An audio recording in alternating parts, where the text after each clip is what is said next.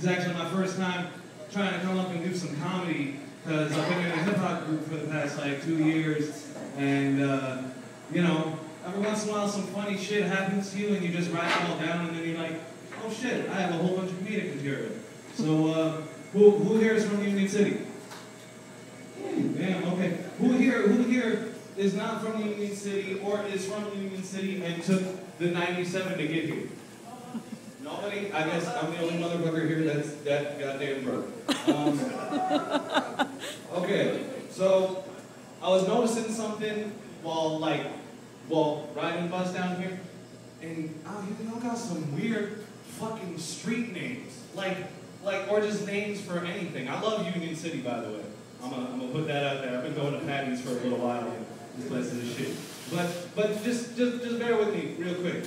I got most of my material on my iPod, so you know, just bear with me. Rotten Robbie Gasoline. Anybody ever been here? Would anybody go to Rotten Robbie Gasoline? Dairy Bell, Arf Avenue, Sleepy Hollow Avenue. Who the fuck wants to live on Sleepy Hollow Avenue? That's horrifying, son. That must be so much street cred. It's like, yeah, I live on fucking Sleepy Hollow Avenue. You don't live on Elm Street? What? And South Pepsi Drive. Y'all got some famous ass street names. How many people here are Filipino? Yeah! That's right. I am too. Believe me, please believe me, I'm Filipino. I have to, you know, like, prove to people that I'm Filipino all the time. But my weight should prove for that, because it's hard being raised by Filipino people, man. It's hard being raised. My grandma, if I lost like 5 fucking pounds, my grandma would be right there, and she'd be like, oh, you're getting too thin. This is all of the meat. Why don't you eat all of the meat on the bone? What is wrong with you? And it's like, Grandma, I'm trying to lose weight. And she's like, no, that's not healthy. But my Filipino accent isn't that great. I'm not gonna lie. What I think is better. How many Vietnamese people we got in here? Hey! We got one Vietnamese dude, and that's my homie man. Are you serious? His name's really Dan. He's a G. I love Vietnamese people, man. I think Vietnamese people and Filipino people get along very well. And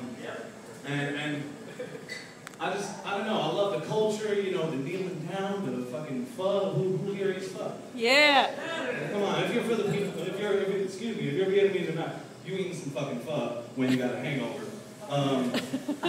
So like, you know, I just love, I love talking to Vietnamese dads, man. They're just like, hey man, how the hell you get here? You take the long butt ride from to Richmond? You know? So, I'm gonna pull out some shit from this list here. Oh, please, people, I appreciate courtesy laughs, but I can't stand them at the same time. If you're gonna laugh, give me a genuine laugh. You know, it's all good. I've dealt with a lot of courtesy laughs, and they're really fucking weird. Like, one of my friends, who I'm not gonna name, but his name's Joey, his courtesy laugh is like this. And then he wipes his head off like he's just enjoying himself a really good laugh. And now that I'm talking about courtesy laughs, I'm not going to get any anymore. I understand. Thank you. Get this shit. My little brother is 8 years old. This kid is doing courtesy laughs now. I don't know who taught him courtesy laughs. Was it you? Was it you? But yeah, I don't know who taught him courtesy laughs, but now he watches something that's supposed to be funny, and if it isn't funny, this little 8-year-old is going, So if he's doing that on my set, I'm kind of like, you grab yourself. I don't think he even gets grabbed. Okay, I'm going to go with something funny. Anybody here listen to Rudolph the Red-Nosed Reindeer recently? Yeah. Okay. Well, that song is bullshit. I'm just going to say it straight up, that song is bullshit, because you hear that song, everybody talks a whole lot of shit about Rudolph the Red-Nosed Reindeer. And then in the end, they're like, then Rudolph and all the other reindeer, they played together and it was all good. Nah, if I was Rudolph the Red-Nosed Reindeer, I'd be like, fuck y'all, son. Y'all talking all that shit on me. I'm not, you don't let me play any reindeer games? You don't let me play any reindeer games? You know what? Fuck you. I'm famous. famous now. Now that I did some shit for Santa Claus, I'm fucking famous. Like Pinocchio. Christmas, man. Christmas is a tough time of the year. I always thought, anybody ever go to like a supermarket or some shit and they see some Christmas stuff up in like September? Before Halloween or Thanksgiving, and it's like, I always felt like Christmas was this kind of like jock douchebag that's just waiting for his turn to like come in and rain on everybody's parade. It's like, you know, there's Halloween, it's like, yeah, man, we're gonna chill, we're gonna listen. For some reason, Halloween sounds kind of reminiscent of Snoop Dogg, I don't know why. He's like, hey, man, you know, we're gonna chill, we're gonna have some candy, you know, we're gonna wear some costumes. And then, you know, Thanksgiving's like, well, I was thinking that we could have some big-ass turkeys filled with stuffing. I don't know why Thanksgiving is E40 that he is. And then, bam, here comes fucking Christmas. And he's like, hey, what's up, guys? You guys got candy? You got this and this? Fuck you, son. I got candy. I got ham. I got turkey. You can dress up as me if you want to. It's like that jock guy that like always hung out with you in high school, even though he just did nothing but make fun of you. Fuck you, Christmas. Merry Christmas, everybody, by the way. Put that out here. Am I? Let's give it up for the baristas in the building. Yeah. I was a barista at Starbucks. Shit was ridiculous, and you get a lot of hate being a barista from Starbucks. Because even though people go to your shop and get coffee, there's people that talk shit about going to Starbucks while they're at Starbucks. It's ridiculous. It's like, you know, I don't know. Starbucks is crazy. There's all these latte combinations that I just can't fucking comprehend. And I'm a bartender, so like, I know my mixes and everything, but people ask for some weird shit. Like, how do you know if it's a 180-degree latte? How do you know that? That just sounds like, hey, let me kill all of my taste buds right fucking now. I'm gonna keep pulling from out here. And that sounded all kinds of nasty. And now at Starbucks they have calorie counts on whatever it is that you're like eating. So I always thought it was kind of messed up because when I eat a shitload of something I'm not supposed to eat, I can guess it in my head. I'm like, oh yeah, all of those cookies were probably like 130 calories. I'm good, like don't even trip. But then I see and each of those fucking cookies is like 500 calories. Now I'm the piece of shit that just consumed 1,000 calories in less than 2 minutes. Which, come on man, leave some mystery, please. Let me not feel like a fat piece of shit. Okay, I got some stories for you guys. You guys want to hear some stories? Yeah. I'm going to start this one off with a phrase, though. Has anybody ever told you, have you ever called somebody and were like, hey, what are you doing tonight? You want to kick it? And they're like, yeah, dude, let's fuck shit up. Yeah! Number one, I would never have sexual relations with fecal matter. Number two, how do you do that upwards? I don't know. That sounds all kinds of downhill to me. So, a couple of stories, I'll get into those. Okay, we're going to get into some crude humor real quick. Anybody here ever had a case of the, what I like to call shotgun shits? They're watery and they sound something like this.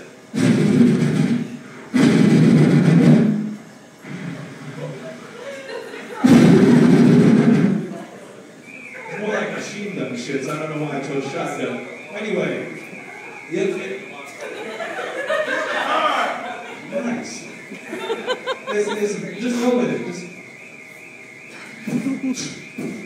Anyway, it's funny because shotgun shits always happen at the most inopportune times.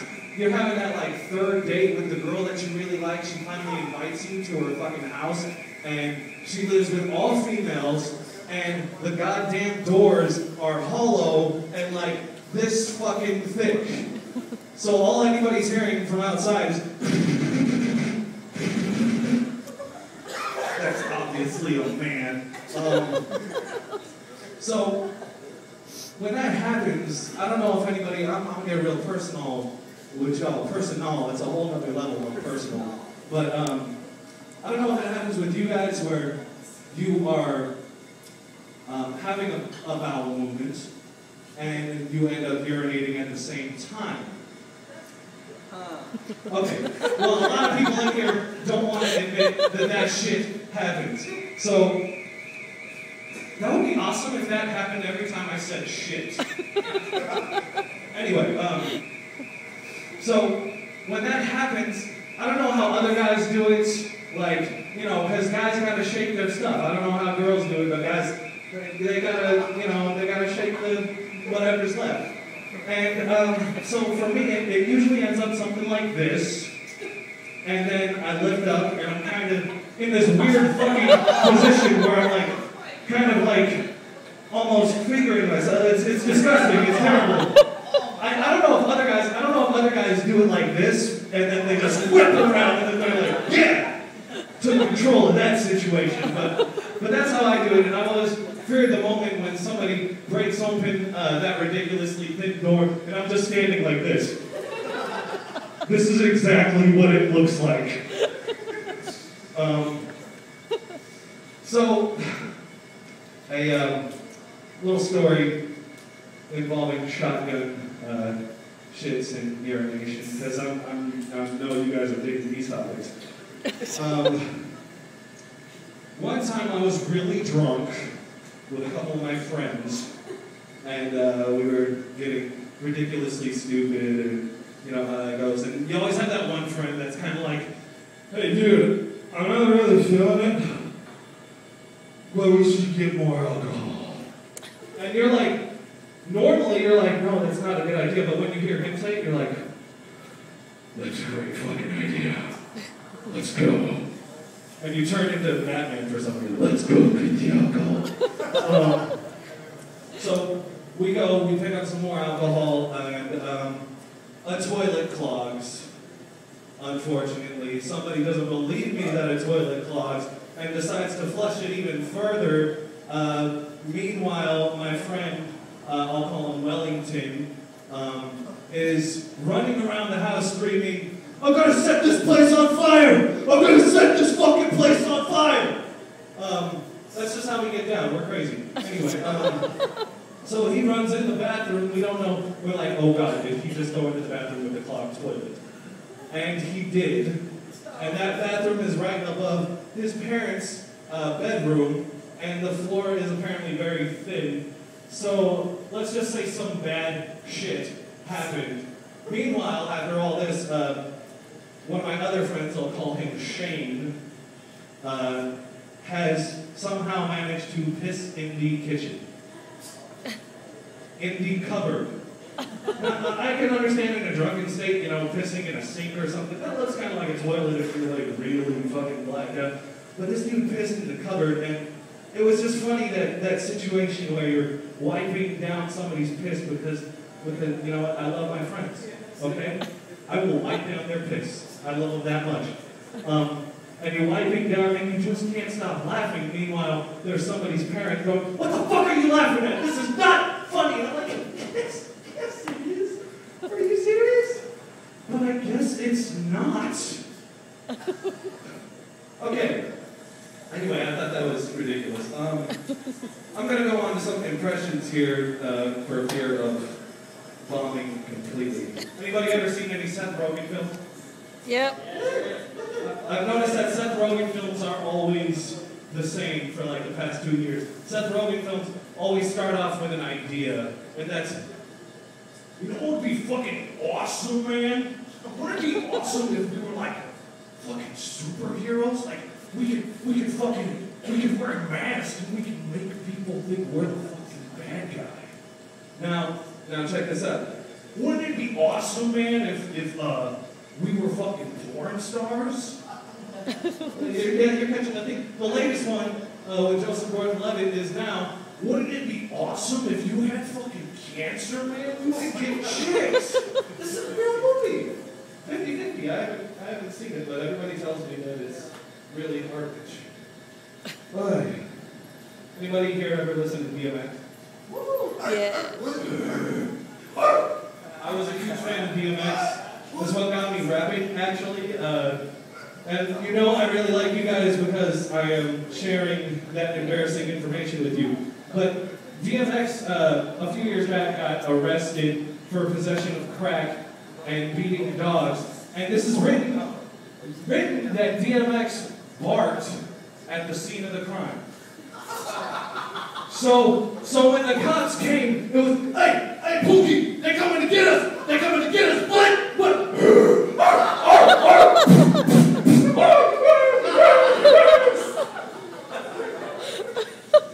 And that was my hero. Poor D. Media did him so wrong. Anybody here know who Tom Waits is? Yeah. He's an old bluesy kind of singer. Got a real raspy voice like this. And I love his stuff, but I also love Fresh Prince of Bel-Air. And I always wanted to sort of blend the two together. Give it kind of like a bebop thing, you know? So it would be something like, now this is a story all about how life got twisted, turned upside down. And I'd like to take a minute, just sit right there and tell you how I became the prince of a town called Bel-Air. Which, if you don't get that, then we are not from the same generation. We'll go on to some more impressions here. Anybody here listen to the Chili Peppers? Yeah. Here is every single Chili Pepper song. California, California, something, California. What else is the Chili Peppers? Even though Ketis looks like a douchebag. Have you guys seen pictures of this guy now? Yeah, he's got a porn stash and he's got this haircut that swoops over his face. It's ridiculous. Here's my impression of, even though I love her music, not gonna lie, Lady Gaga. Wow, wow, wow, wow. Anyway, that's that. I love Gaga though. I'm not gonna lie. Here is Chris Tucker getting a parking ticket. God damn! That's that one.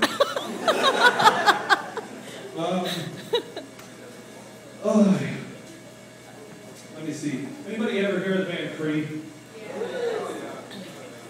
Why?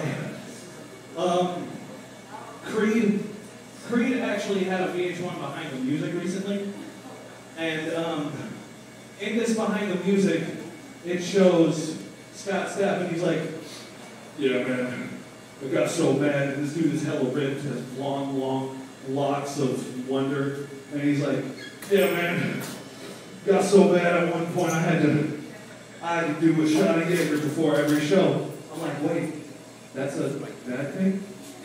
I do a shot of Jaeger before like every party. Meanwhile, the one right after VH1, the VH1 special of that is fucking Aerosmith, and you got a dude who's like, "Yeah, got so bad I was shooting paint thinner into my dick just to get high." Like, one of these things is not like the other. Here is Denzel Washington as the Riddler. Riddle me dish, Batman. What is that? I'm like, what is this guy's deal? So weird. Anybody ever seen any heavy metal bands? Yeah. Anybody ever seen any heavy metal bands live? You usually have this guitarist that's making this O face, and he's like this. I play guitar, and I've never played guitar that hard to where it felt like an orgasm. I'm sorry. I guess music just isn't one of my hobbies. And then there's the bassist that's usually playing like this. And then you have the lead singer who has some imaginary assailants that have him in an arm lock. And he's doing the headbanging. He's like,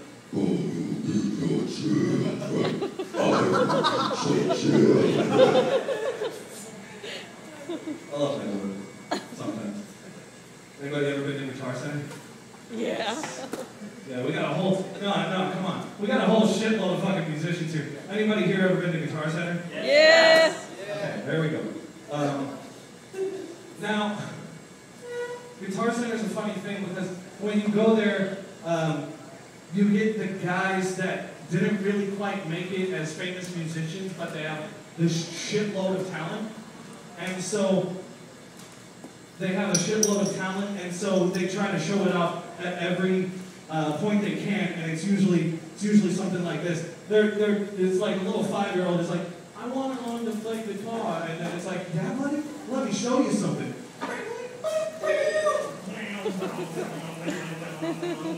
And you're like, this guy did not show me shit, aside from how big his penis is just now. And am I done? Okay. Well, thank you everybody for indulging